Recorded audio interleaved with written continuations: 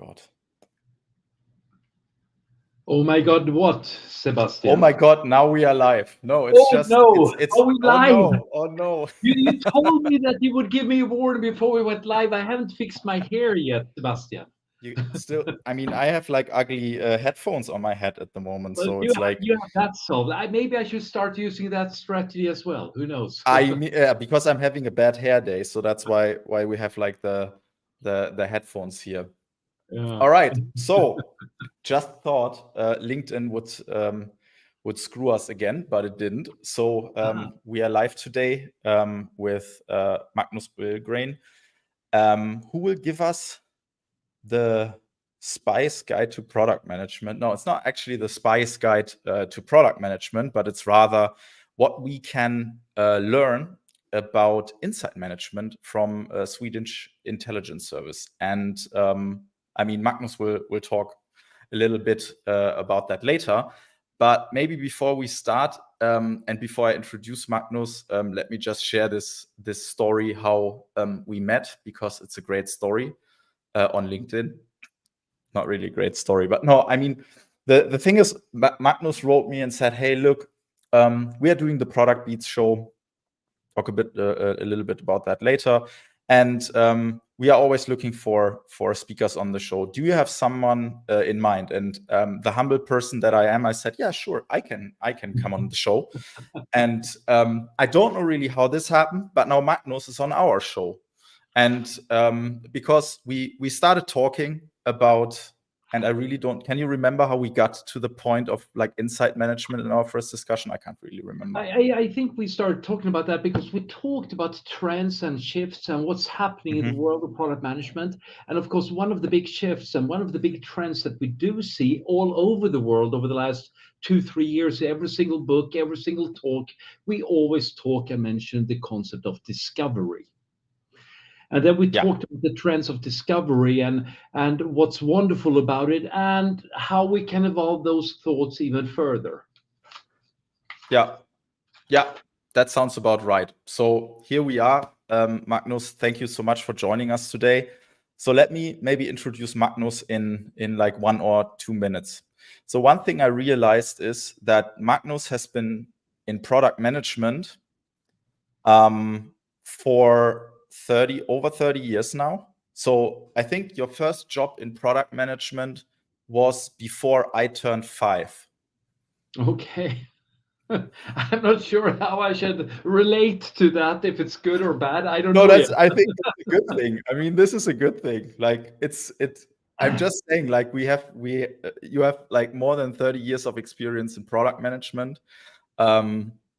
After working like in a couple of different firms, you found your own company, Tolpa Thoughts, 15 years ago, and out of that, the basically Product Beats emerged, right? So, and also the Products Beats show, where you're also having regularly having very very different people from all kinds of product management areas to chat with, which is fantastic. So, Magnus, thank you again for being here today. Thanks for inviting me. It's going to be, and I look forward to our talk and discussion, Sebastian. Yeah. So same here. So let's get into it without further ado. So I mean, you already kind of touched on the topic. So how we got into it, like talking about discovery and then insight management. I mean, can you maybe quickly elaborate what is the difference actually? Because I mean, sometimes I feel nowadays they are kind of used interchangeably somehow, but like what is discovery, what is insight management, and how are they different? And good, we words are words, and of course we can treat them differently. But let's talk about when we've been working a lot with insights, we can say that there are 2 different types of insights that we need to build. We need to build insights from the market and doing discovery. What are we to build now? How are we going to change the product? How do we choose the right things into our backlog? How do we prioritize? How do we actually feed the backlog with the right stuff? That's one thing that we do that is quite operational. That is wonderful. And we need to do that. And some of those things are, and I would say that most of those activities and most of the tools that we look at when people share them, they're rather short-sighted. They're very Can you elaborate on that a bit? What do you mean by we short-sighted? do A/B testing. A/B testing, like that's short-sighted. We test design A, we test design B, and then we see which one works the best. We might evolve some kind of specific customer problems that we want to solve, and then we evolve and build something to solve that specific problem. And those are great things. We need to do those things. And most of these discovery activities, when we talk about them and when you hear people talk about discovery, they connect it very much with what you are going to build. But product management is so much bigger than just developing a product. I was just doing a consultancy, or working with one of the Europe's largest software firms, and we're talking very much on how they are to evolve the products going forward. And we talked a lot about what type of partnerships we should enter into, how we should connect the product to the ecosystem, how should we drive the ecosystem. These are not about building things. This is about managing the product business. And here we need to build more insights than just doing A/B testing or getting feedback on something that we want to build. So to kind of like sum that up or like kind of take that apart, so discovery is essentially the activity that you do in order to gain insights, and then basically insight management is more the concept of managing these insights, like collecting them, making sense of them, and then acting upon them. And the other concept that you kind of introduced is that there is a difference between these rather short-term insights in terms of I do an A/B test, what works best, A or B, it's B, done. And the more long-term insights that are more connected to what you call the product business, so the vision, the strategy, the longer-term market developments, etc. Yeah. And I think that if we look at as your first insights and discovery is an activity, while insights is an outcome.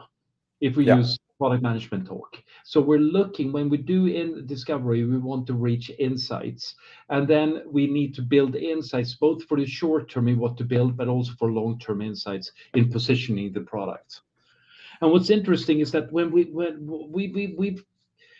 we've made some analysis and a little bit of research at different companies to understand. First, we did a lot of questions and interviews around how things are, how you're working with insights, if you share the common insights within the company.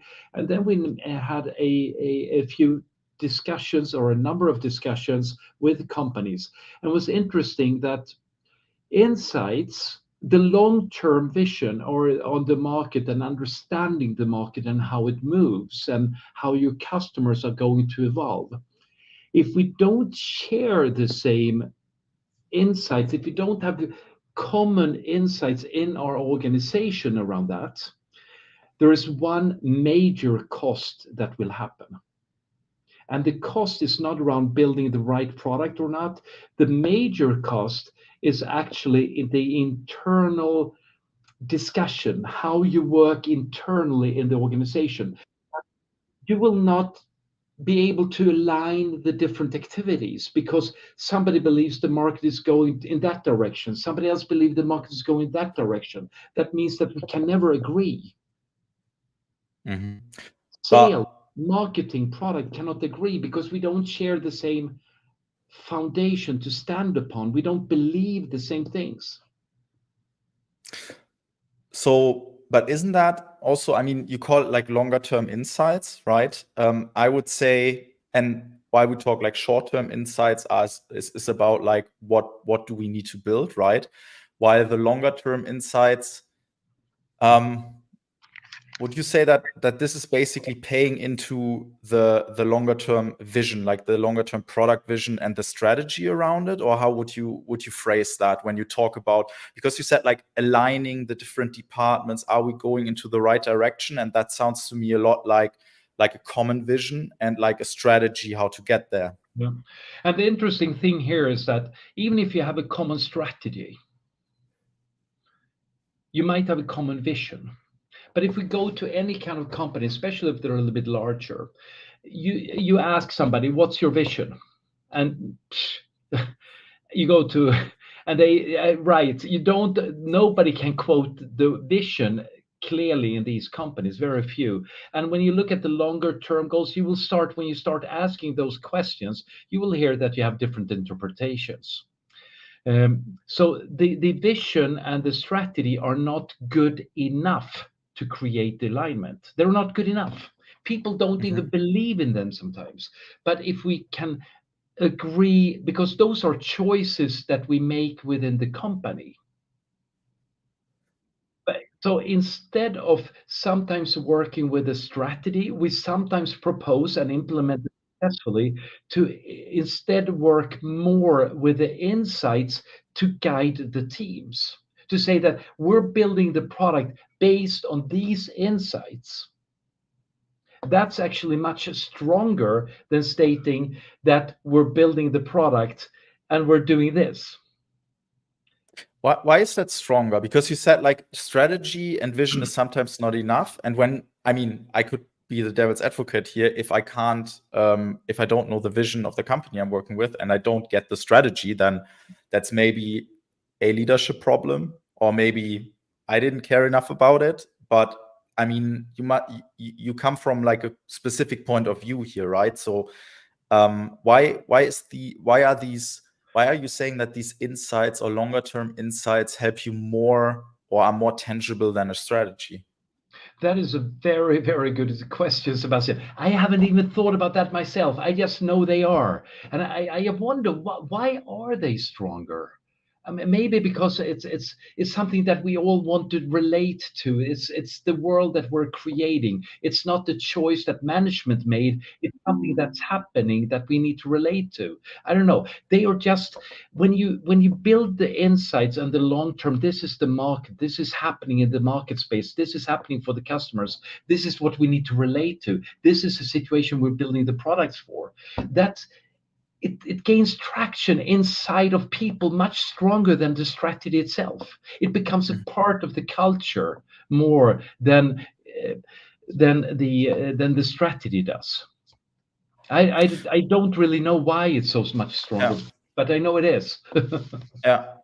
I mean, we will talk about like the kind of insights you are looking for here in a minute, because we are obviously not looking for like a customer interview in the problem space or an A/B test or anything, right? So we are talking about like different types of insights. But I mean, I could imagine. So what I've seen like countless times is that proper market evidence in terms of, for instance, if you also do that short-term discovery, it helps a lot if you have customer voices, right? Because I don't have to tell you that something doesn't work, because like the market or the customer is telling you, right? So we worked a lot of times like with short videos from customer interviews, where you just like have 10 customers saying the same thing, and then people are like, oh yeah, that's right. But when I put the same thing on a slide, people don't really believe it, and it's not that tangible. That's also where the question was kind of coming from, whether that's maybe also the reason. So I mean, I think that was a very good point, Sebastian. I think you really nailed it. Why the external input just becomes stronger than internal abstract strategies or decisions. Before we kind of go into what we can, so the main topic today, what we can actually learn from Swedish intelligence and how to kind of gather these insights. What happens if we don't have these insights? Like, what happens in the company if we don't make this visible, don't have them at all? Right. Of course, the obvious thing is, of course, that we create the wrong product at the wrong time for the wrong customers, and we kind of working with that a lot with the discovery. But I also feel that, and I must say that there's no opposition between discovery and insights and the discovery work. They work very nicely together. It's just different scoping on them.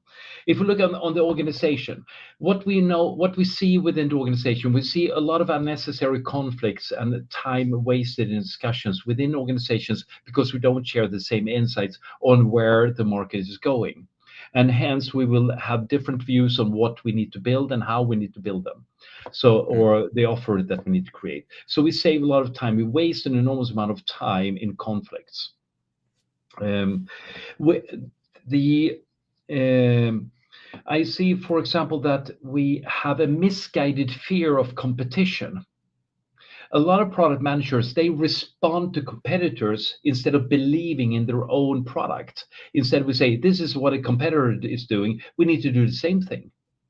If you have insights, if you build insights, then you have your direction, your path. This is what we believe the market will evolve in. The competitor have chosen to do something else. Good for them. We are on our path. We believe in our product and we believe in the path that we're going. And to create, so copying competitors is sometimes good. We need to steal with pride once in a while, but we still must not just be guided by our competitors. Then we'll always be number two. And then the most interesting thing of them all with insights is that without when we talk about customer problems, we do A/B testing or do customer interviews, and we're talking very closely with the customers. We're kind of responding to customers, and it kind of turns us into sometimes being reactive. And what we want to do, one of the key things in product management, with high performing product management, is to be proactive in our activities, be one step ahead of the market, one step ahead of the customers. So when the customer is asking for it, here it is. So the proactivity that we want to build, that we create with the insights. And that's what we're lacking when we're not having the insights. That's the key. That sounds, I mean, proactive sounds great. Anticipating the market sounds great. But I mean, how do you actually do it? And I mean, to be honest, the question that is burning inside of me and probably everybody who's watching is, why is it a good idea to look at, for instance, Swedish intelligence or like any intelligence service, how they approach insight management in order to apply that to product management? I mean, why is that even helpful to steal this concept? Steal with pride. I love that, by the way, Mark. Steal with pride. To steal with pride from intelligence services. Yeah. It all started that a good friend of mine, he was a head of analysis of the Swedish CIA/FBI. They're not separated in that way. So, and we were out running. We were out running and we were discussing this. We didn't run that fast, so we could be talking to one another when we were running.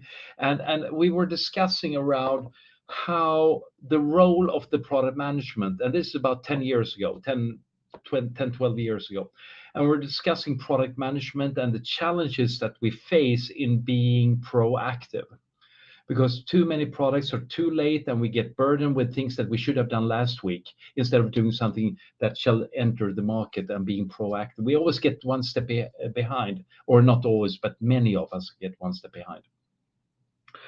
And then we discussed around how do we stay proactive? And then the question is then, of course, natural. How does the Swedish intelligence stay proactive to understand what threats exist in the society? How do we guard the society from threats before they have happened? And then, so we had that discussion and I learned a little bit. And what's interesting is that some of the models that we're using and that I had been using, like driving forces and scenarios, are some of the models and tools that are also used in the intelligence community. And then for different reasons, a few years later, then my friend, he had an opportunity to spend a month doing something else. And then I proposed him, why don't we do something about this and create a evolve the see if the models and methodology from the intelligence community is relevant for the product management space. So then we did both somewhat of a research, and we did surveys, and we also then evolved the methodology for our insight framework or insight management model, or an inspiration in how to work and manage insights in a good way. That was the All story, right. Sebastian. A long story. So that was the starting point. But again, how do they actually do it? I mean, All right. yeah, how do they actually do it? I mean, you kind of hinted that they are also using models that we might use in product management. You mentioned driving forces, scenarios, but like how do they actually do it? Yeah. So what's interesting, what really blew me away when we talked about how they work with intelligence within the intelligence community, I thought that they focused on collecting information. I And that thought is wrong. that is wrong. They of course do that, and they collect an enormous amount of information, but that's not where it starts. And this was intriguing. It's not about collecting data. It's not about surveying different individuals. It's not about generating tons of data. They do that, of course, but the key thing is that they focus on the usage. Mm-hmm. The Meaning? starting point for the intelligence community is to identify, what do we need to do? Why do we need insights? For do we want to protect the the Swedish castle in Stockholm? Because there's, yes, of course, we need to protect that. So therefore, we need to build indicators and stuff on how much should we protect that. Mm-hmm. But they start with the usage of the insights. They don't start just by collecting information. They start with the usage. If we look in product management space, we could say that we have usage of insights in almost everything that we do. Building the product is one thing, pricing it is another one, marketing is one, choosing the customers we want to sell to a third one, ecosystems to enter a fourth one. Creating the strategy, building the business case, everything that we do more or less in product management should be based on insights.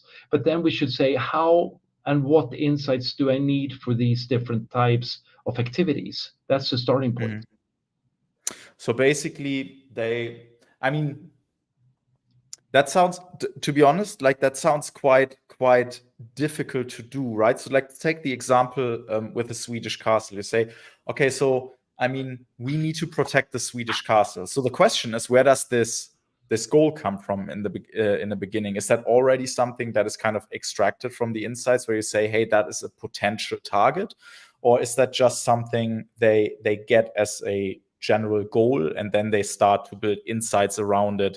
How people could potentially attack the castle, and how much of a threat there actually is, or how does that exactly work?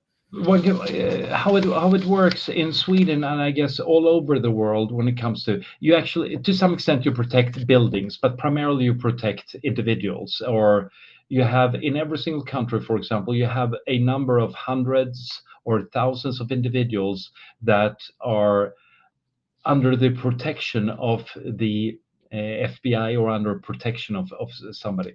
And then what they do is that for each and every one of these that have gained a level of protection, that they should receive that. Then they, yeah, I'm thinking what I can say, but I think this is pretty. They share this in public domains. Every third month, they do an analysis of the gathered information, What is the level of threat for this object, security object? So this is interesting then. So we have a usage, a general usage, a protection of something. Then So that is the goal. When you say usage, I would say that is the goal, and the outcome is that basically that individual or that is protected. Yeah, exactly. And we could say it could, for us, it could be build a new platform, enter a new market. It could be build a strategy, create the business, the budget. That's a usage. Then you have different components. Then you have always limited resources, always. All of us, whether you're in intelligence community, whether you're in product management, whether you're in whatever role you have, there is always a limit of the resources that you have. So you need to make priorities in sales, in marketing, in development, in all different areas. Where do we focus? And then you use these insights then to support your decision in where do we want to spend our resources in a smart way. So this way, so they start with framing the objects, the outcome, identifying the different objects involved, then analyzing, how do we build a model to analyze the threat level, in this case, of certain individuals, on certain individuals or objects, and then according to that, we can prioritize our resources. So at which point do the insights come in? Because you are talking about they are basically using the insights to then determine what kind of information they need to gather in order to assess the threat and mitigate the threat, right? But where do these insights originally come from?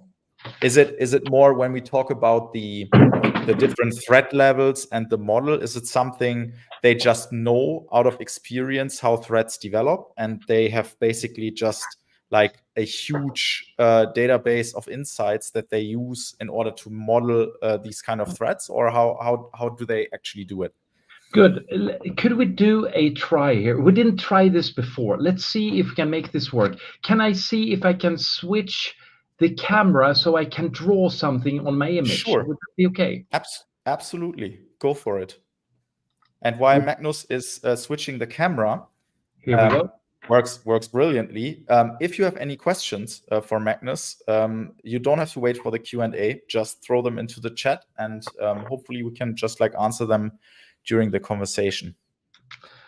Good. So you can see my hand, and it's yes, kind of okay. It should, maybe there should be. You see, now I'm going to draw a few things here. So over here we have then what we discussed before is the usage of the insights. That's obvious. We need some kind of define the usage and scope the usage.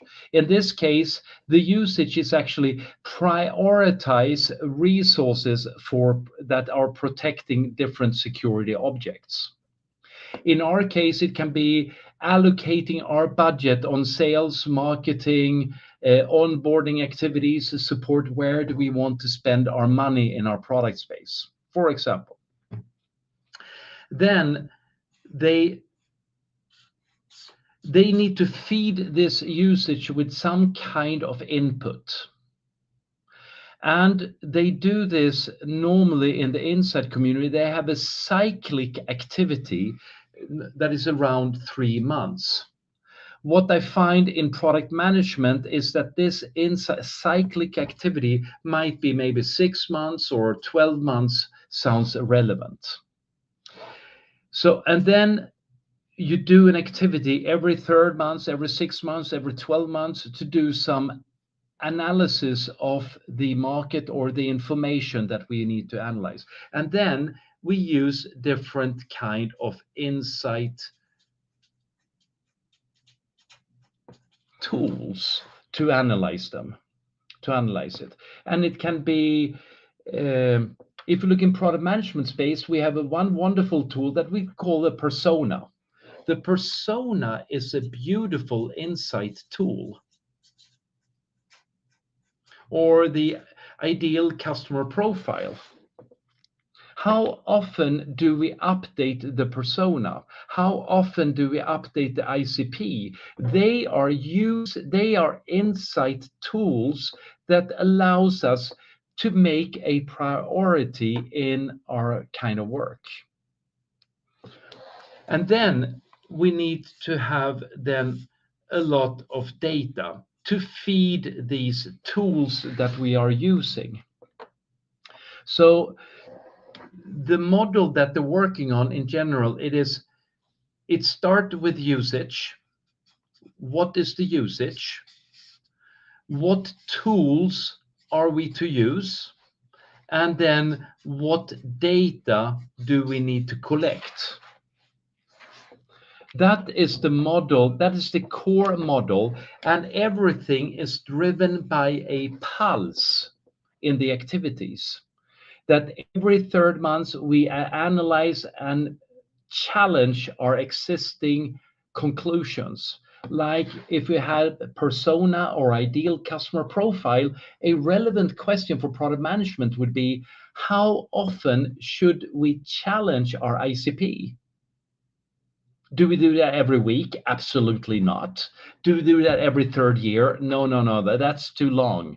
So find a pulse for the activities that we want to work, that where we want to build insights, to use the insights for.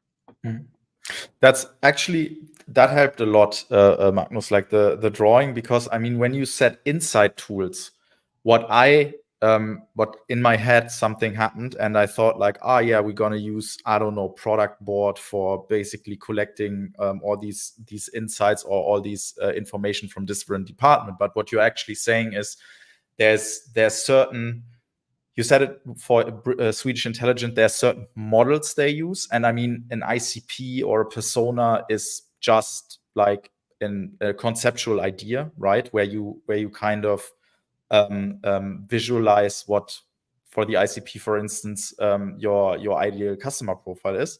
And then what you're saying is, what you need to do is you have this pulse, and the data you collect is targeted at understanding the ICP, how it develops, if something has maybe changed, if something has maybe changed in the product that will kind of shift our ICP somewhere else, if something has changed within the ICP. So for instance, people are looking for let's say more sustainable options, or like starting to look for more sustainable options, and in that area, on that segment that we can already see this happening. So we anticipate that this trend will even become stronger in the next 2 or 3 years.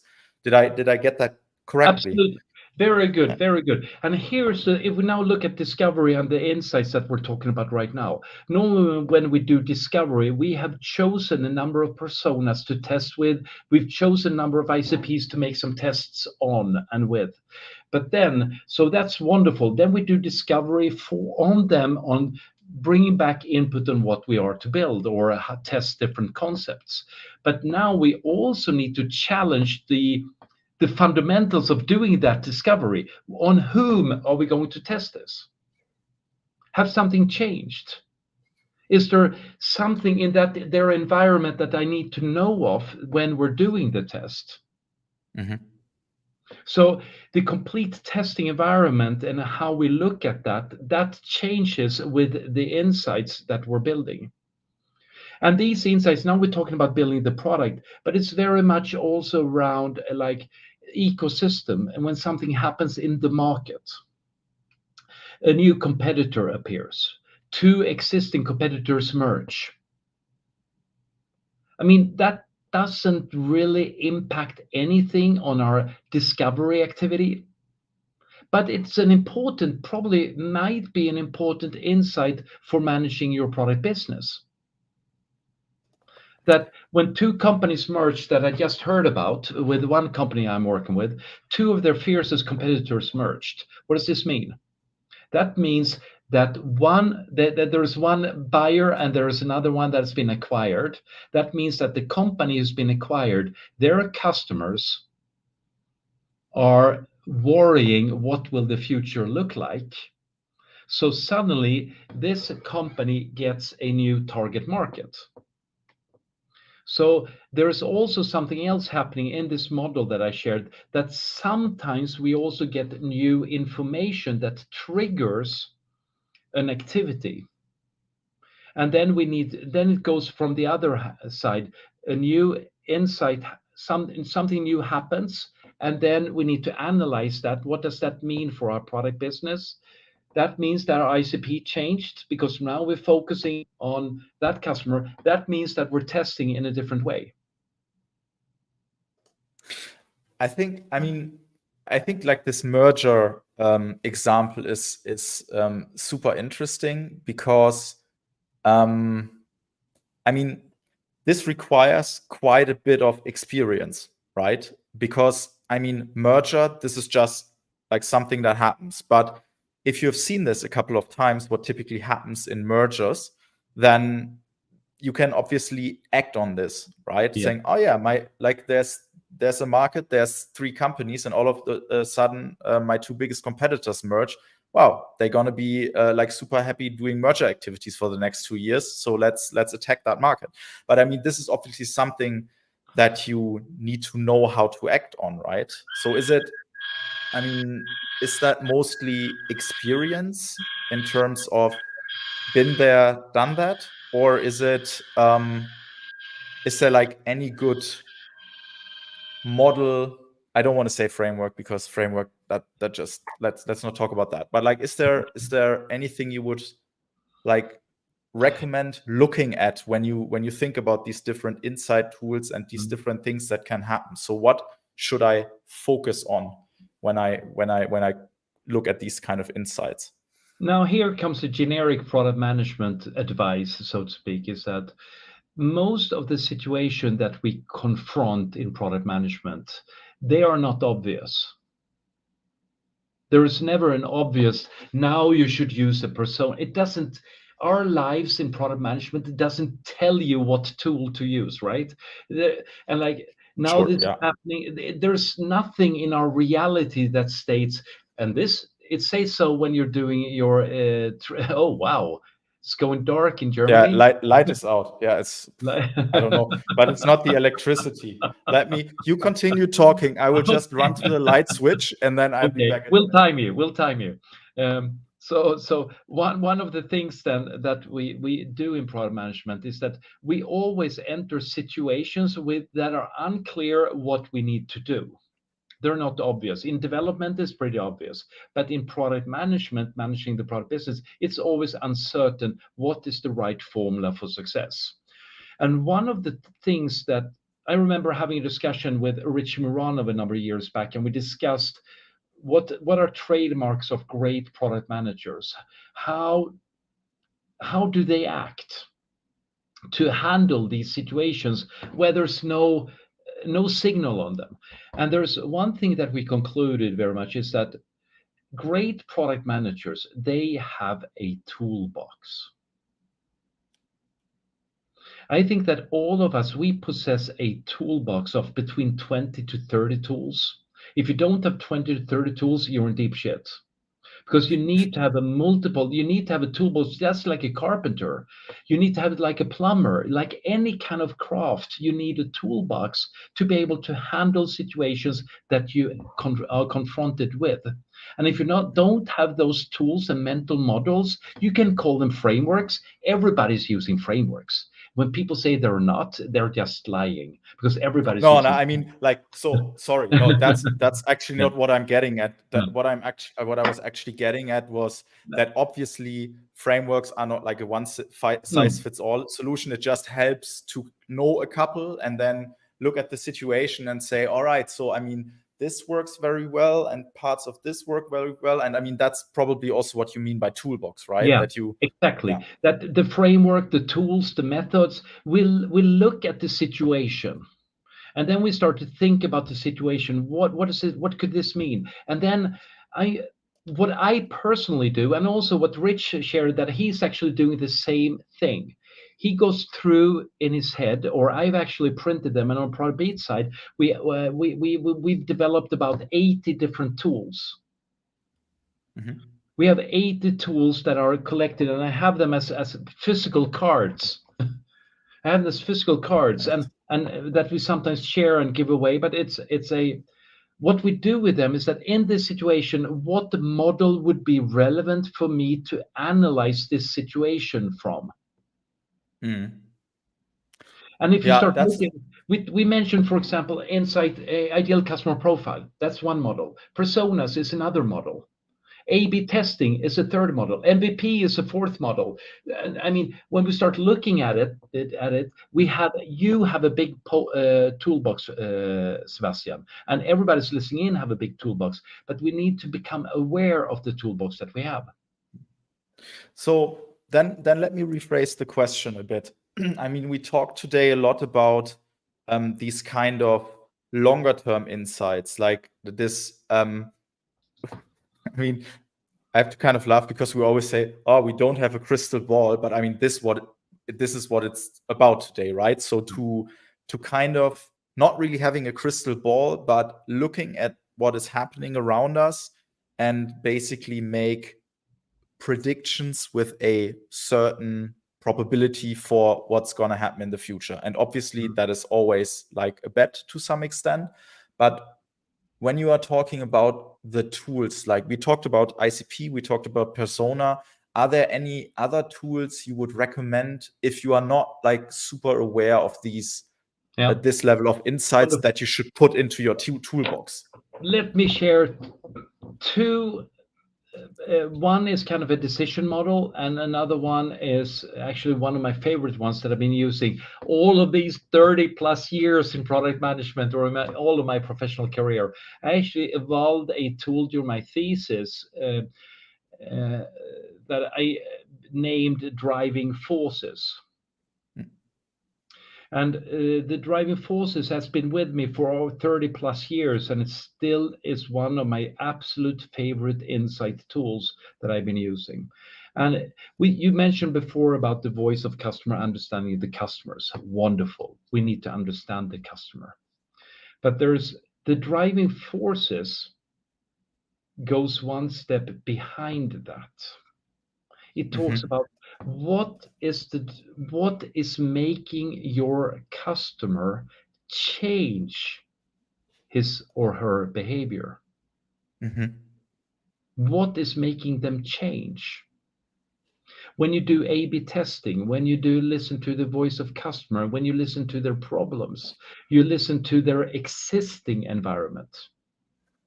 But if we want to go one step beyond and look into the future, we could discuss with our customers now what's changing in your environment that forces you to act in a different way, that will force you to act in a different way over the coming years. So in that regard, we are talking about like bigger impact changes, right? We are talking about climate change. We are talking about rising energy costs. We are talking about like could be those. It could also be things like I've been working right now a lot in the chemical industry, and of course the European chemical directives changed everything. So we could tell early on that the new EU chemical directives will utterly change the complete market structure for managing and handling chemicals. That was obvious. We could see that in advance, way before it happened. And that's an obvious one. But when we start asking our customers around that question, we will find the driving forces behind. But there's a trap here that if you go with these big mega trends, they are too generic. We need to be more specific than that. For example, if you look at, I worked with firefighting equipment, not just software. Like there's a lot of software in that as well. But like with the, I have an equipment out there. I have to go and get one. You'll have to check it out. Go for it. Okay, so while Magnus is doing that, so there's a lot of movement today. If you have questions for Magnus, I have a question. Why does he have firefighting equipment in his house? But brilliant. While he's grabbing that, let me also put something out. So we are organizing the Just Product Conference again this year on the 11th of October in Munich, and it's also free to join in the live stream. And we have the first 2 confirmed speakers. One is good friend Ryan Singer, and the other one is a good friend David Pereira. And we are super, super happy to have them both on site in Munich. And now, all right, show us. When was the last time you had somebody displaying firefighting equipment on your talks? That never happened. That never What? happened. That's brilliant. But actually, my granddad was a firefighter for like 30, 40 years, longer, probably longer. It was like 50, 60 years, I think. Yeah. So if we look at this company, this is a company here in Stockholm, Sweden, Intospiro. Yeah. They work a lot with firefighting equipment. So if we look at these driving forces, they changed this company because we did some analysis on the driving forces. What's changing in the firefighting market? What's making companies change? And there are all these big things, as you say, economic, new public management, different materials, different chemicals. Those were interesting, that different chemicals also evolved. This drove one thing, that in modern firefighting, you need to evolve your firefighting strategies. Because if wood is burning, that's one thing. If chemicals are burning, something else. If batteries are, if we're looking at electric cars, we've had to evolve a new strategy for fighting fires with electric cars because they burn differently. So the materials that are burning was one thing, but there was one really exciting thing that we found in this. It was that there was a discussion happening on hygiene, that firefighters come into their work and they take the mask that somebody else have been using.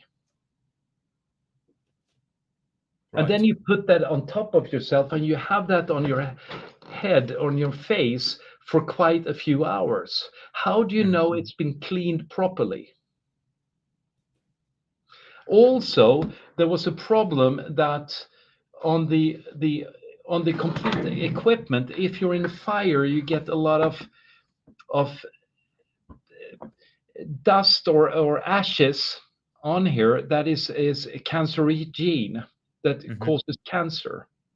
So what we saw is also, and then we started looking at studies, that there were coming up a lot of studies on that firefighters are getting sick.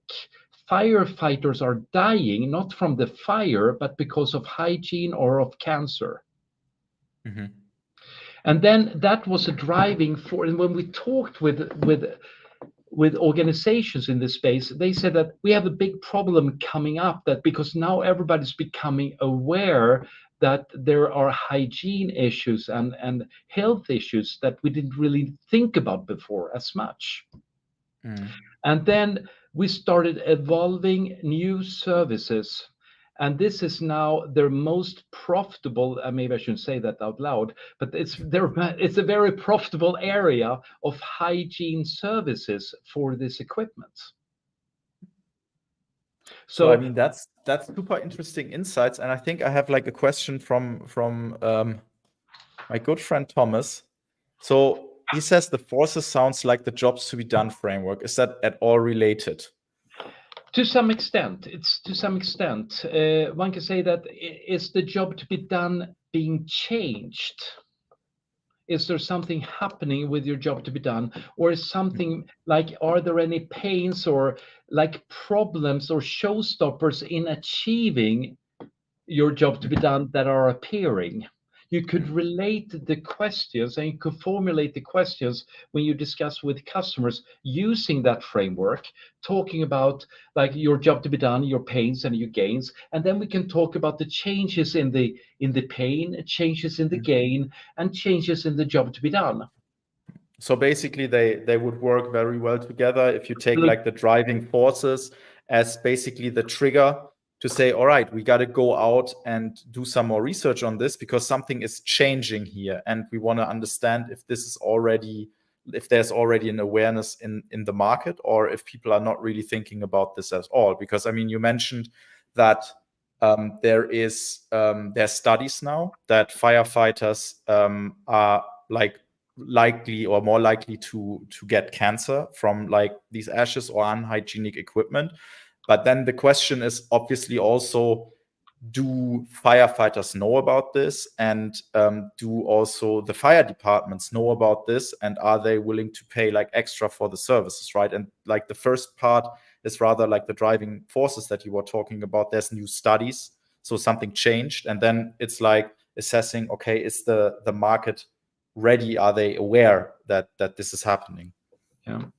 And they were aware, they were not aware that it would be happening to become such a major impact a major impact. They weren't, they knew it became more and more discussed, and we could detect that it increased, the power of it increased, and the importance of it increased. So this was a driving force that would change behavior in how to deal things, and that also led to a number of new innovations. How it's now everything is changed on this to make it more easily cleaned. So now we're focusing not only on the hygienic products, but also in how to clean it better than all the other equipments that's out there. So we made a lot of changes on this product to support and to benefit from this trend, and it has worked like a charm. And I've done this on software, on hardware, on big systems, on small systems. Driving forces is a wonderful tool to stay one step ahead of the market. That was one. Brilliant. Yeah. I was about to say, there's like, what is the second one? There's the second one that I think is quite related to the intelligence model to some extent, is the DIB. Do you know the DIB? Have you discussed the DIB? No, DIB. Data, insights, beliefs, bets. Data, insights, beliefs, bets.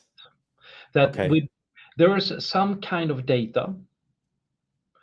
From that data, we use some tools to form an insight. That insight drives us to a certain belief in how we believe that the market will evolve, and that will guide us to make a bet on activities that we want to do. That sounds like you are describing one of the core jobs of product management. Yeah, and this is a model that is being used within the Spotify organization. This has been guiding the Spotify organization more or less from not day one maybe, but from year two. That the beliefs, because they've been doing a lot of strategic bets over the years, and they work a lot with data, insights, beliefs, bets. So when they work with the data, and the data is not enough. The data doesn't guide you at all. When people are talking, let's get more data, that's not the key thing. We need to evolve the data into insights, and then from the insights we create a belief, and then based on the belief we put that belief into usage, and we make a bet on what we believe in. That's also a very good thought model to use. Yeah, makes perfect sense. I was super triggered right now when you said it's not about collecting the data, because I've worked in so many environments with so many companies that basically collected literally millions of data points, and they didn't do anything with it because they were just collecting. They were not really thinking about why they needed the data. They were just like, oh yeah, we can collect data now, so let's collect every button click, everything that we literally can, without thinking about like how we could basically use them afterwards. It's kind of a trigger for me. And I think that is and we're living in we're living in a fashion industry, Sebastian, right? The product management is a fashion industry. What I mean with that there are a lot of trends going around, and there's been there used to be some trends in how you should be working in product management. There was very much about requirement management, and then now nobody talks about requirements anymore. Now we talk about something else. We talk about discovery instead of. I have no idea what you're talking about, Magnus. Yeah. But we're part of that fashion industry because it's kind of that, and it's good. There's good fashion and there's bad fashion, so it's not a bad thing. Good fashion is good because it evolves human being, it evolves the profession of product management. But we must say that these fashions are not complete. They only cover certain aspects at certain times. Right now, it's around discovery. And now it's also starting to be around product ops. It's about and we have different like fashion leaders. Marty Kagan writing his book. You had Marty here, and he shares a lot of great wisdom. And he shares one perspective at a time. Before it was about cross-functional teams with his first book Inspired. That was very much then that became the fashion of all product management. That is wonderful. It doesn't always work in all situations, but in a lot of this it added a lot of good fashion. And so so I mean, just looking at the time here a bit, unless you want to add on that thought, because then I would just like step back for another minute.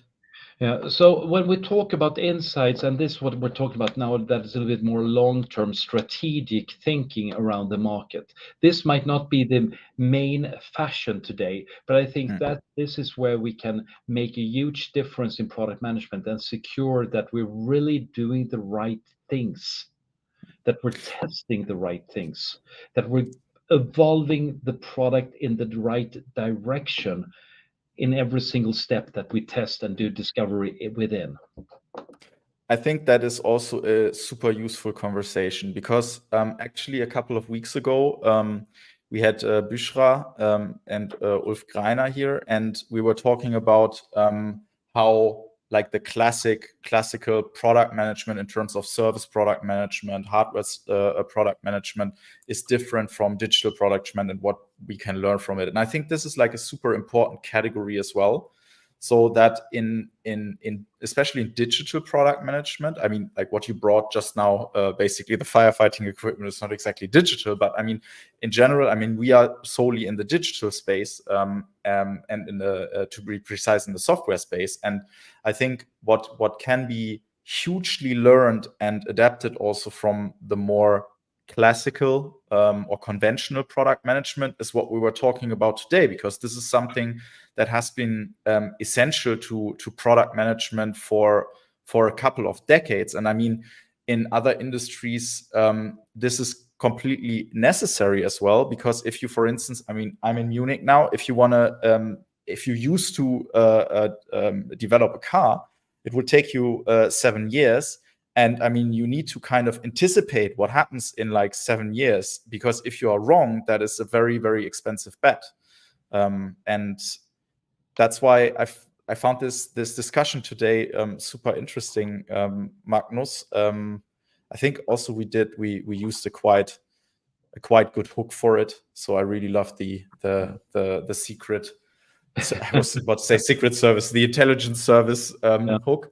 Would actually love to meet your friend the next time when I'm in Stockholm, because this is like a super fascinating story. And yeah, let's set that up. Let's make that happen. And what's interesting is all of these old school industrial companies, if you look at the automotive industry, I mean, they're massive in their software development.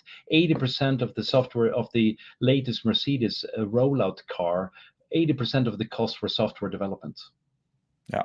So it's of course that these traditional industries, they're reshaping a different way of working as well with software, because they need to integrate it in different ways. But it's an exciting area. It's an exciting area.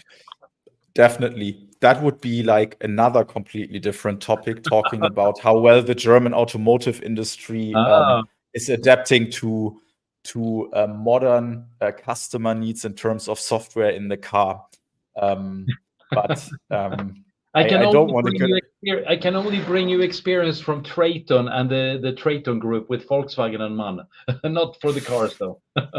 Yeah, and there's obviously Carriot, and I mean there's all these organizations. I mean popping up also in German automotive, but I think that's a very different story, and maybe this is also since we are a German company, maybe not as smart to share it publicly. What my thoughts are on this. But yeah.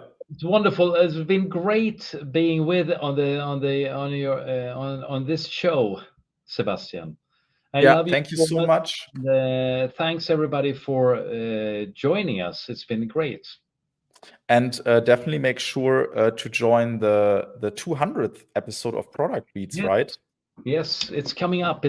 We've been running 197 shows now, and we have the 200th show. And they're a little bit different. Then we focus a little bit more on like it's a little bit tighter, a little bit shorter, and it's very much around a concrete knowledge. This is more about discussions and attitudes. Then it's a little bit shorter, more concrete, kind of building a lot of toolbox. So I think that's coming up on the 16th of April. So and you're also joining the show, I think, in May. So 7th of May. On productbeats.com, you'll find some more info. Perfect. Brilliant. Magnus, thank you so much. Thanks everybody for spending your evening or like beginning of the evening with us. And I think, oh no, I'm not really well prepared. I don't know what the next event, when the next event is coming up. But I mean, if you wanna join it, make sure to subscribe to our YouTube channel or LinkedIn channel, or subscribe to our newsletter, and then you will know. We have a couple of very nice guests like Magnus coming up again in the next couple of weeks and months. So wonderful. Thank you very much. Thank you so much. Thanks for having me, Sebastian. Last thought belongs to the guest. Oh, I have a last thought. I'm about to take a picture. Nice. And do you know why? So you need to wave and say hi.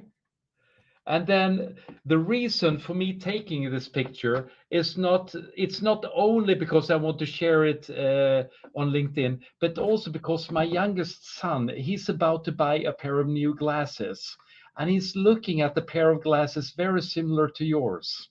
Nice. I will send that to him and say, here, this fashion guy, Sebastian in Munich, he knows fashion. Even on my bad hair day. I mean, means so much coming from you, because in Germany we say the Swedish actually have style and know how to basically they know fashion. So that's the belief in Germany. So yeah, okay. So I need to. Did you already take it? I have already taken it. Okay, good. Brilliant. Magnus, thank you so much. Thanks everybody for joining, and have a brilliant evening. Bye-bye. Thanks. Cheers.